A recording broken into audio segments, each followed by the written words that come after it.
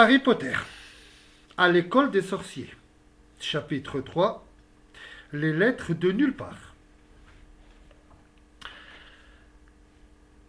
La fuite du boa brésilien valut à Harry la plus longue punition qu'il n'eût jamais reçue.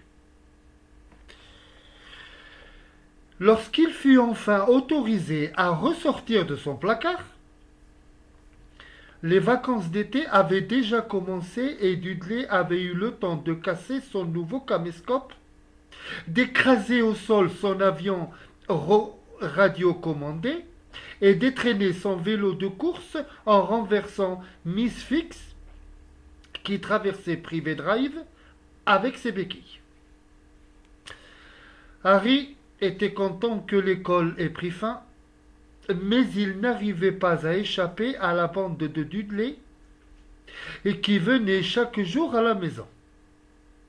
Pierce, Denis, Malcolm et Gordon étaient tous grands et stupides, mais comme Dudley était encore plus grand et plus bête qu'eux, c'était lui qui était le chef. Et les autres étaient ravis de pratiquer le sport préféré de Dudley, la chasse au Harry. C'est pourquoi Harry passait le plus de temps possible hors de la maison, à se promener dans les environs en pensant à la fin des vacances qui représentait pour lui une minuscule lueur d'espoir. Car en septembre, il entrerait au collège et, pour la première fois de sa vie, il ne serait plus dans la même école que Dudley. Dudley irait à Smeltring, un collège privé où l'oncle Vernon avait fait ses études. Pierre Polkis y était inscrit lui aussi. Harry, pour sa part, devrait se contenter du collège du quartier, Stonewall High.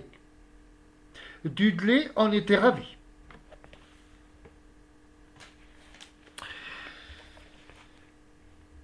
Là où tu vas, on met les têtes des nouveaux dans le trou des toilettes, dit-il à Harry. Si tu veux t'entraîner, monte avec moi dans la salle de bain.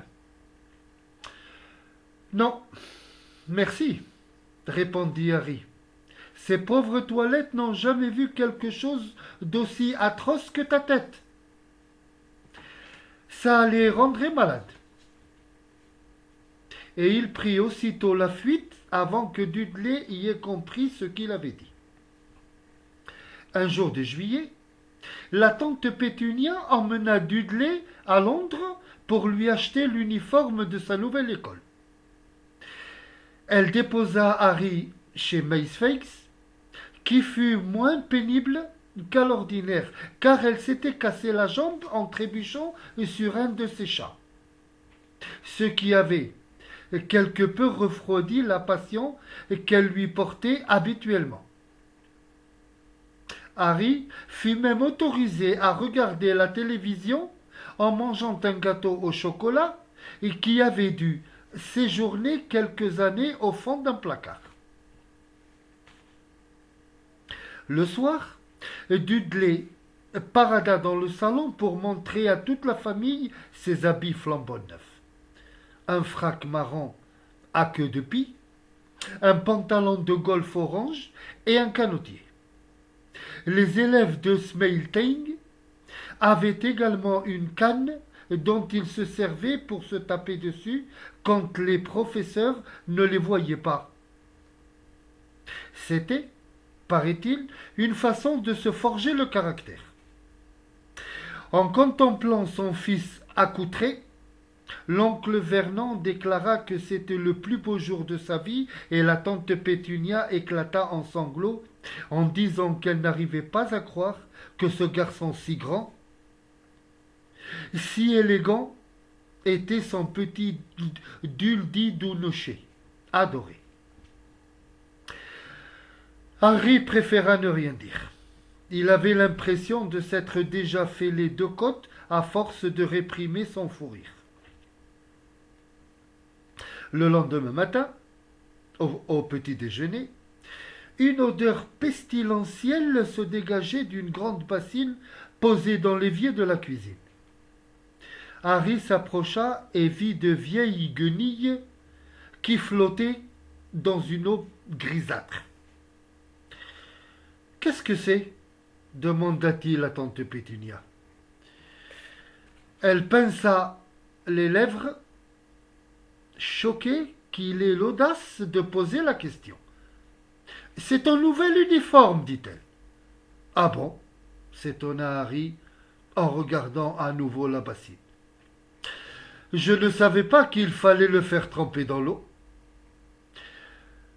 Ne fais pas l'idiot, » répondit sèchement la tante Pétunia. « J'ai teint en gris de vieilles affaires de Dudley. Ça te suffira bien comme uniforme. Il ne sera guère différent des autres. » Harry en doutait, mais il était inutile de discuter. Il se demanda à quoi il ressemblerait, là-dedans, le jour de la rentrée. On aurait dit des morceaux de peau arrachés à un vieil éléphant. Dudley et l'oncle Vernon entrèrent dans la cuisine en fronçant le nez à cause de l'odeur que répandait la bassine. L'oncle Vernon ouvrit son journal comme à l'ordinaire et Dudley donna sur la table un coup de sa canne dont ils ne se séparaient plus. Ils entendirent alors le facteur glisser le courrier dans la boîte aux lettres de la porte d'entrée. « Va chercher le courrier, Dudley, dit l'oncle Vernon sans lever le nez de son journal. « Harry n'a qu'à y aller, dit Dudley. « Va chercher le courrier, Harry. » Dudley n'avait qu'à y aller, dit Harry. « Donne-lui un coup de canne, Dudley. » Harry évita la canne et alla chercher le courrier. Il y avait 3 lettres. Une carte postale de Marge, la sœur de l'oncle Vernon, qui était en vacances à l'île de White, une enveloppe de papier Kraft qui devait être une facture et une lettre pour Harry. Harry la contempla bouche bée. Sa sœur faisait de grands bonds dans sa poitrine, comme une balle en caoutchouc.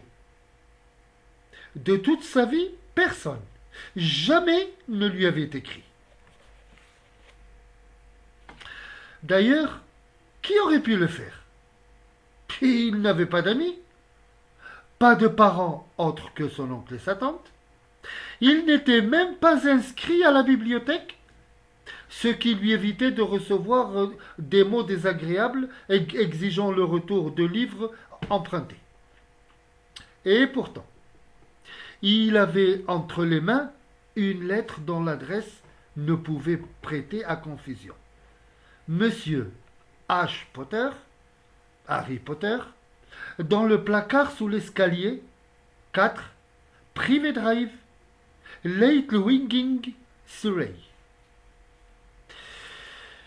L'enveloppe, lourde et épaisse, était faite d'un parchemin jauni et l'adresse était écrite à l'encre vert émeraude.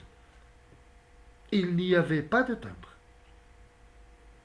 En retournant l'enveloppe, les mains tremblantes, Harry vit un seau de cite frappé d'un écusson qui représentait un aigle, un lion, un blaireau et un serpent entourant la lettre P. « Dépêche-toi, mon garçon !» cria l'oncle Vernon dans la cuisine. « Qu'est-ce que tu fais? Tu regardes s'il n'y a pas de lettre piégée ?» Sa plaisanterie le fit éclater de rire. Harry reprit le chemin de la cuisine sans quitter l'enveloppe des yeux. Il donna à l'oncle Vernon la carte postale et la facture, puis il s'assit et entreprit de décacheter l'enveloppe jaune. L'oncle Vernon poussa un grognement dégoûté en ouvrant l'enveloppe de la facture et lut ce qui était écrit au dos de la carte postale. « Marge est malade, » dit-il à tante Pétunia. « Elle a mangé un drôle de coquillage. »« Papa !» s'écria soudain Dudley.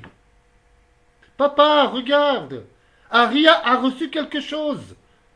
Harry était sur le point de déplier sa lettre, écrite sur un parchemin semblable à celui de l'enveloppe, lorsque l'oncle Vernon la lui arracha des mains. « C'est à moi !» protesta Harry en essayant de la reprendre. « Qui donc t'écrirait ?» dit l'oncle Vernon d'un ton plein de mépris. D'une main, il secoua la lettre pour la déplier, mais il y jeta un coup d'œil. Son teint passa alors du rouge au vert plus vite qu'un feu de signalisation. Et il ne resta pas là. En quelques secondes, il était devenu d'un gris pâle, d'un vieux prodigue. Pétunia, balbutia l'oncle Vernon. Dudley essaya de s'emparer de la lettre, mais l'oncle Vernon la tenait hors de portée. Il la donna à la tante Pétunia, qui en lut la première ligne d'un air intrigué. Pendant un instant, elle sembla sur le point de s'évanouir et porta la main à sa gorge, d'où s'échappait un borborigne étouffé. « Vernon! Oh, mon Dieu, Vernon !» Ils se regardèrent comme s'ils avaient oublié que Harry et Dudley étaient avec eux dans la cuisine. Dudley n'avait pas l'habitude qu'on lui manifeste une telle indifférence, et il donna un coup sec de sa canne sur la tête de son père. « Je veux lire cette lettre, » dit-il d'une voix forte. « C'est moi qui veux la lire, » intervint Harry. « Elle est à moi. »« Sortez d'ici tous les deux, » dit l'oncle Vernon d'une voix grinçante en remettant la lettre dans l'enveloppe. Harry ne bougea pas. « Je veux ma lettre, » hurla-t-il. « Laissez-moi la voir, » exigea Dudley. « Dehors » rugit l'oncle Vernon. Il prit Harry et Dudley par la peau du cou et les poussa dans le couloir en claquant la porte de la cuisine sur eux.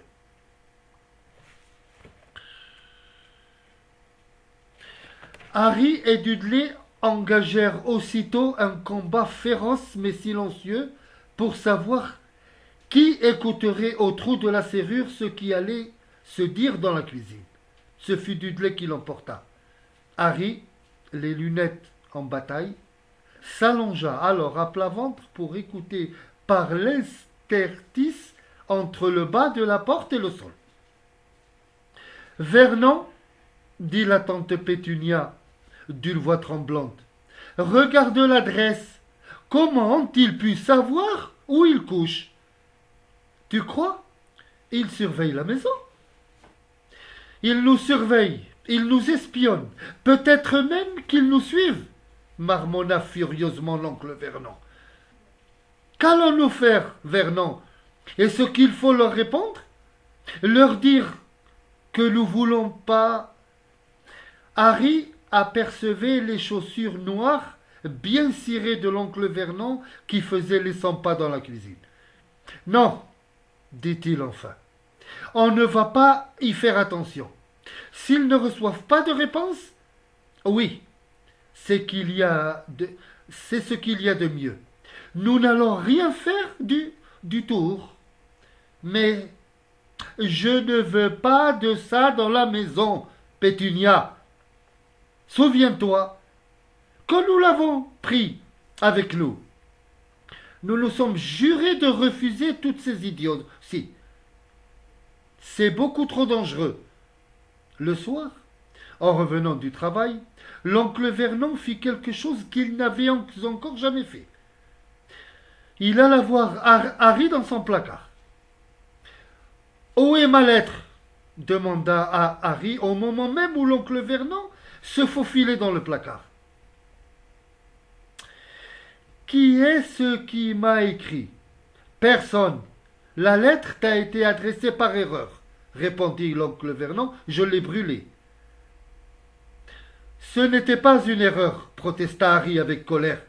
Il y avait l'adresse de mon placard sur l'enveloppe. Silence! Cria l'oncle Vernon. 2 araignées tombèrent du fond du placard. Il respira profondément à plusieurs reprises Puis il se força à sourire, d'un sourire qui avait l'air singulièrement douloureux. Justement, Harry, au sujet de ce placard, ta tante et moi, nous avons réfléchi. Tu commences à devenir un peu trop grand pour rester ici. Nous avons pensé qu'il serait peut-être préférable que tu déménages dans la deuxième chambre de Dudley. Pourquoi demanda Harry. Ne pose pas de questions, répéta sèchement l'oncle Harry. Prends tes affaires et monte là-haut. Il y avait 4 chambres dans la maison des Dursley. Une pour l'oncle Vernon et la tante Pétunia, une chambre d'amis, qui servait généralement à Marge, la sœur de Vernon, une où Dudley dormait et une autre où Dudley mettait ses jouets et tout ce qui n'entrait pas dans la première. Un seul voyage suffit à Harry pour transporter toutes ses affaires dans la chambre. Il s'assit sur le lit et regarda autour de lui. Presque tous les objets qu'il voyait étaient cassés. Le caméscope était posé sur un petit char d'assaut qui fonctionnait toujours, avec lequel Dudley avait écrasé le chien du voisin. Dans un coin, il y avait la première télévision de Dudley qui avait été éventrée d'un coup de pied un jour où son émission préférée avait été annulée. Il y avait aussi une grande cage dans laquelle avait vécu autrefois un perroquet que Dudley avait échangé à l'école contre une carabine à air comprimé. La carabine posée sur une étagère était complètement tordue depuis le jour où Dudley s'était assis dessus. Les autres étagères étaient remplies de livres. C'étaient les seules choses auxquelles il semblait n'avoir jamais touché d'ailleurs. Du rez-de-chaussée montaient des hurlements de Dudley qui s'adressait à sa mère. « Je ne veux pas de lui là-dedans !» criait-il. « J'ai besoin de cette chambre. Faites-le sortir !» Harry soupira et s'étendit sur le lit. La veille, il aurait donné n'importe quoi pour avoir cette chambre. Aujourd'hui, il aurait mieux aimé rester dans son placard avec sa lettre plutôt que d'être ici sans avoir le droit de la lire. Pendant le petit déjeuner du lendemain, tout le monde resta silencieux. Dudley était en état de choc.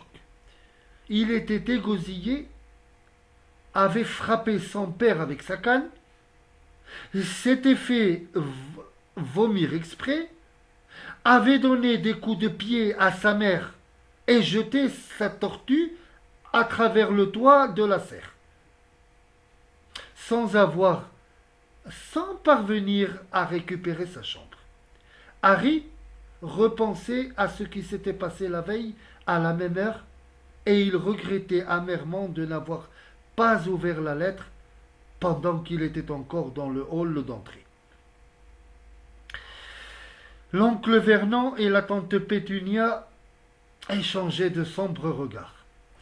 Lorsque le courrier arriva, l'oncle Vernon, qui s'était efforcé de montrer aimable avec Harry, envoya Dudley le chercher.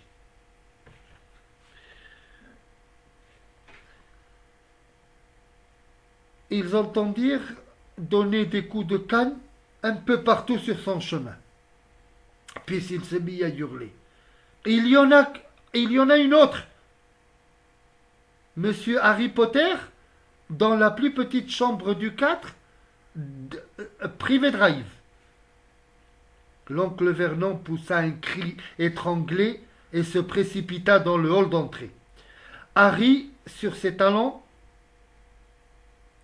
L'oncle Vernon dut se battre avec Dudley et le faire tomber par terre pour essayer de lui arracher la lettre.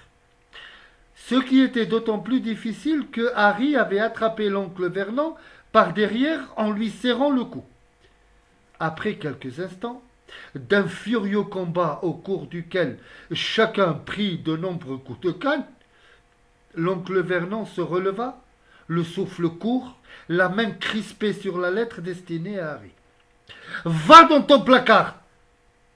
Je veux dire, dans ta chambre !» dit-il à Harry d'une voix rauque. « Et toi, Dudley, va-t'en, file !» Inlassablement, Harry faisait les 100 pas autour de sa chambre. Quelqu'un savait qu'il avait déménagé de son placard et semblait également savoir qu'il n'avait pas reçu la première lettre. Cela signifiait sûrement qu'il essaierait encore.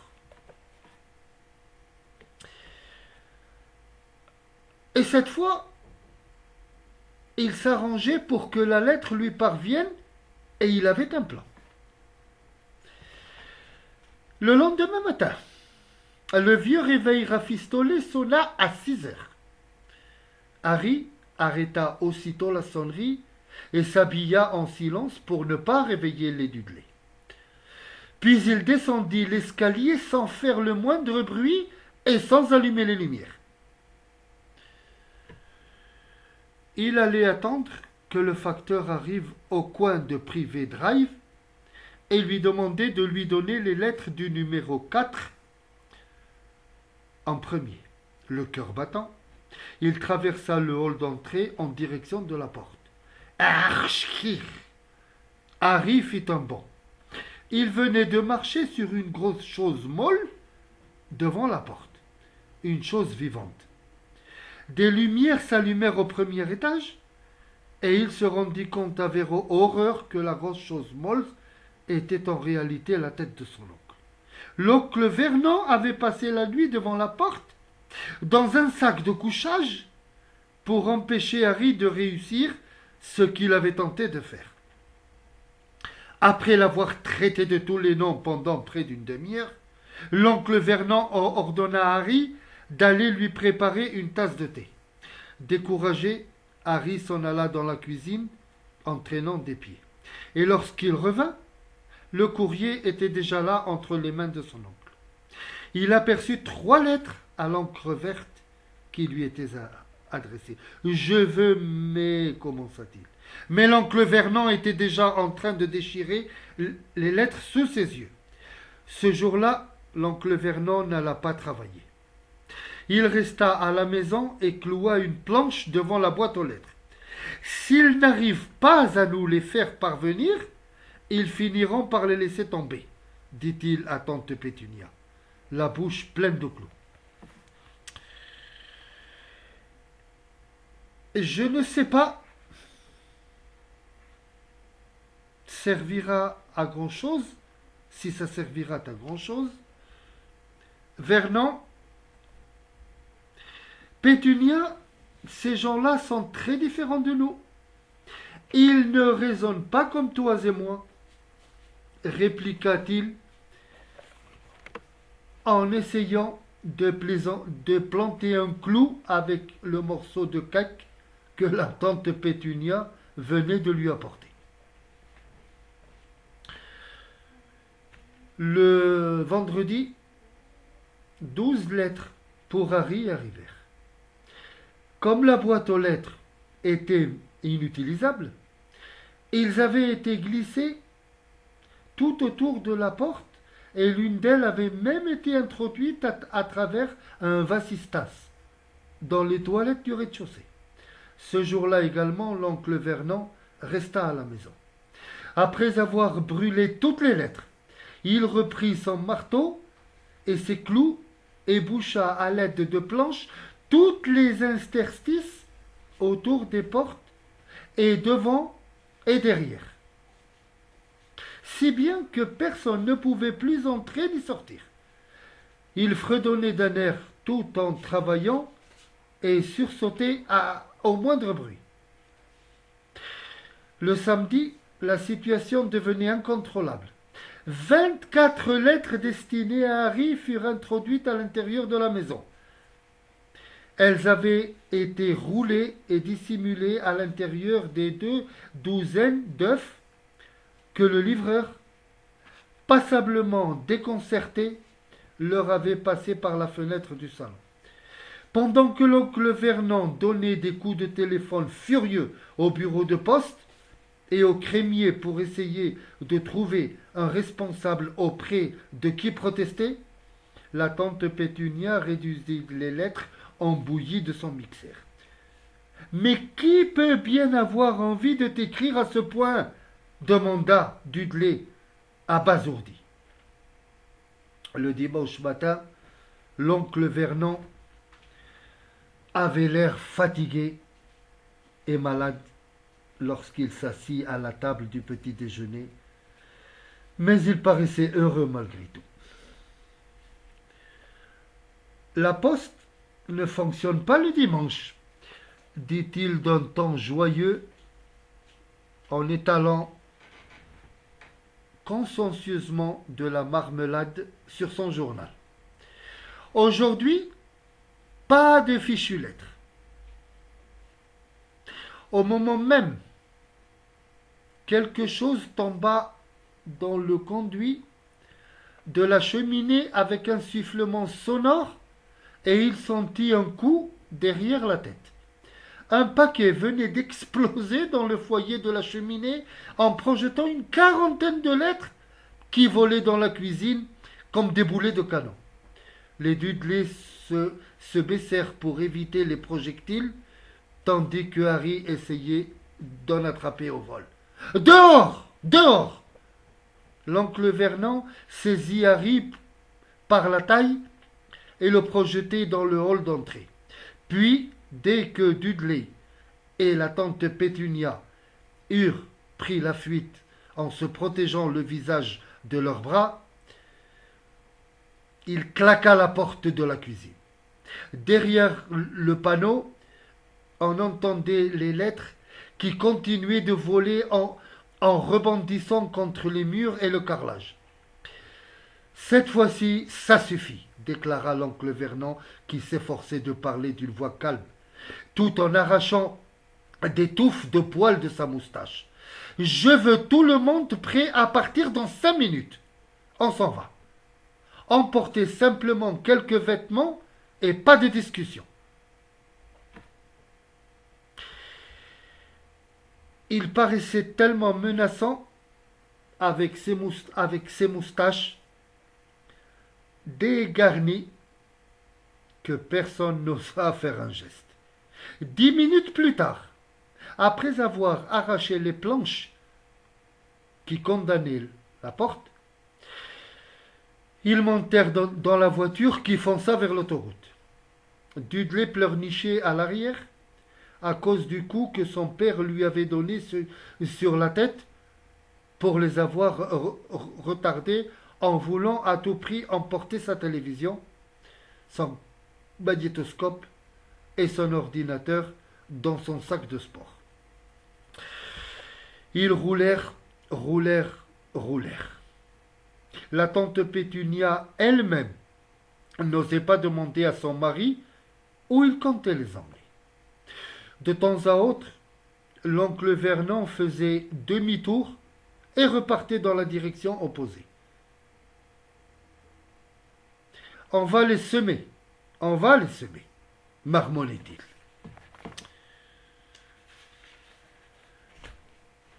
Ils roulèrent ainsi toute la journée sans prendre le temps de s'arrêter pour boire ou manger quelque chose. À la tombée du jour, Dudley poussa de longs hurlements. Il avait faim.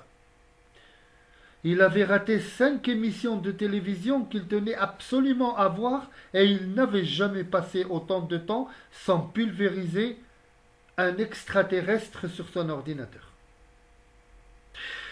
L'oncle Vernon arrêta enfin la voiture devant un hôtel sinistre dans la banlieue d'une grande ville.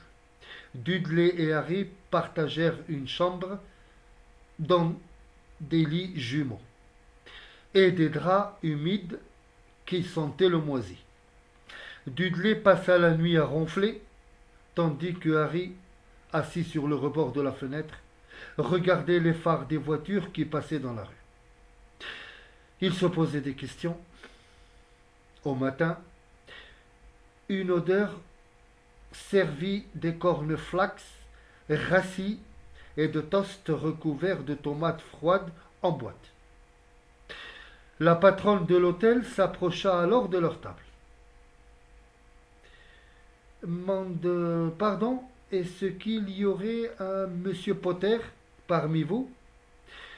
Parce que j'en ai une centaine, ça et là, à la réception. Elle tenait à la main une enveloppe sur laquelle on pouvait lire cette adresse écrite à l'encre verte. Monsieur H. Potter, chambre 17, hôtel du Rail, Carbone-les-Mines. Harry essaya de s'emparer de la lettre, mais l'oncle Vernon l'empêcha d'un geste de la main. La patronne les regardait d'un air ahuri. « Je m'en occupe, » dit l'oncle Vernon en se levant immédiatement et en suivant l'hôtelière hors de la salle à manger. « Et si nous rentrions à la maison ?» suggéra timidement la tante Pétunia quelques heures plus tard. Mais l'oncle Vernon ne semblait pas l'avoir entendu. Personne ne comprenait ce qu'il cherchait. Il les conduisit au milieu d'une forêt, sortit de la voiture, inspecta les alentours, hocha la tête, puis remonta dans la voiture et ils repartirent. Il recommença ensuite le même manège au beau milieu d'un champ labouré, à mi-chemin sur un pont suspendu, puis au sommet d'un parking à étages.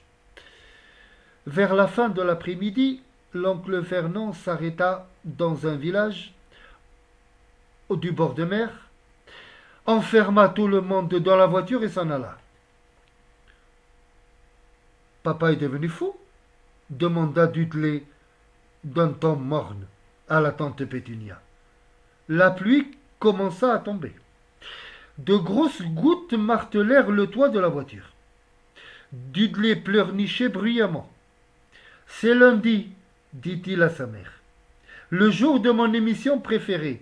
Je veux qu'on aille quelque part où il y aura une télévision. » « Lundi ?»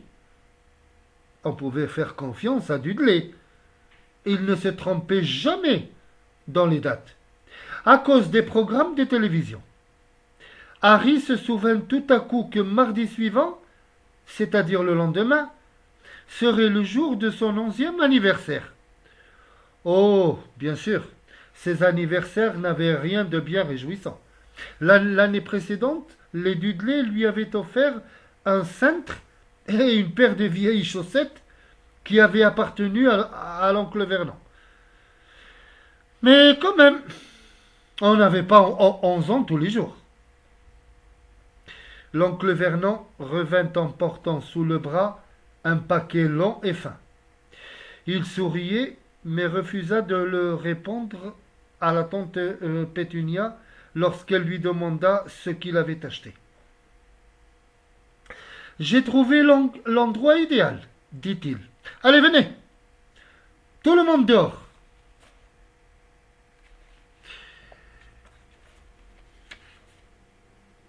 Dehors, il faisait très froid. L'oncle Vernon montra du doigt un gros rocher qui émergeait à bonne distance de la côte. Au sommet du rocher, on distinguait une cabane misérable, à moitié en ruine. Une chose était certaine, il ne pouvait pas y avoir de télévision là-dedans.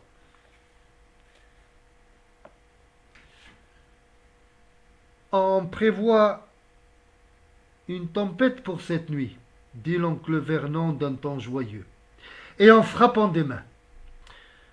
Et monsieur a été assez aimable pour nous prêter son bateau. Un vieil homme édenté s'approcha d'un pas raide.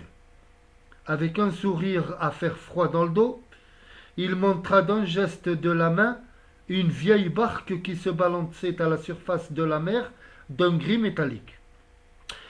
J'ai déjà acheté des provisions, dit l'oncle Vernon.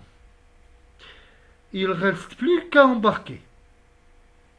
Il faisait un froid polaire à bord de la barque. La pluie et les embruns s'insinuaient dans leurs cous et un vent glacé leur fouettait le visage. Il sembla s'écouler des heures avant qu'ils n'atteignent enfin le rocher. Glissant à chaque pas sur la pierre humide, l'oncle Vernon les conduisit à la masure. L'endroit était épouvantable. Il régnait une terrible odeur d'algues. Le vent sifflait à travers les fissures des murs en planches et la cheminée humide ne comportait pas la moindre bûche. Il n'y avait que 2 pièces. Les provisions de l'oncle Vernon étaient plutôt maigres. Un paquet de chips pour chacun et 4 bananes. Il essaya de faire un feu, mais les emballages de chips vides se consumèrent en ne parvenant à produire qu'un peu de fumée. C'est maintenant qu'on aimerait bien avoir quelques-unes de ces lettres pour faire un bon feu, dit joyeusement l'oncle Vernon. Il était de très bonne humeur. De toute évidence, il était convaincu que personne ne parviendrait à braver la tempête pour leur apporter du courrier dans cet endroit. Harry songea qu'il avait raison. Cette pensée ne le réjouissait guère. Lorsque la nuit tomba, la tempête annoncée se mit à souffler autour d'eux. L'écume des vagues qui se fracassaient contre le rocher inondait les murs de la cabane et un vent féroce faisait trembler les fenêtres crasseuses. La tante Pétunia dénicha quelques couvertures moisies dans l'autre pièce et fit un lit à Dudley sur le canapé rongé au mythe. Elle s'installa avec l'oncle Vernon dans un lit défoncé de la pièce voisine et Harry dut s'efforcer de trouver un endroit où le sol n'était pas trop dur. Il s'enroula alors dans la dernière couverture qui restait, la moins épaisse, la plus déchirée. La tempête devenait de plus en plus violente à mesure que la nuit avançait. Harry, couché par terre, ne parvenait pas à s'endormir. Il frissonnait en se tournant et se retournant pour essayer de trouver une position qui ne soit pas trop inconfortable. Son ventre vide criait famine. Les profonds coups de tonnerre qui avaient commencé à retentir autour de minuit étouffaient les ronflements de Dudley, qui dormait dans le canapé. Son bras pendait par-dessus la coudoir, et Harry apercevait le cadran phosphorescent de sa montre sur son poignet gras. Dans 10 minutes exactement, Harry allait avoir 11 ans. Il garda les yeux fixés sur le cadran en se demandant si les Dursley allaient se souvenir de son anniversaire. Il se demandait également où se trouvait l'auteur des lettres en cet instant. Plus que 5 minutes. Harry entendit quelque chose grincer au dehors. Il espérait que le toit n'allait pas s'effondrer, même s'il aurait alors plus chaud. Plus que 4 minutes.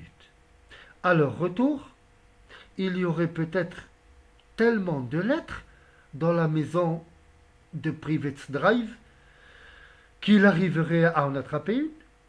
3 minutes. Était-ce la mer qui cognait violemment contre les rochers? Plus que 2 minutes. Et ce drôle de craquement, qu'est-ce que c'était?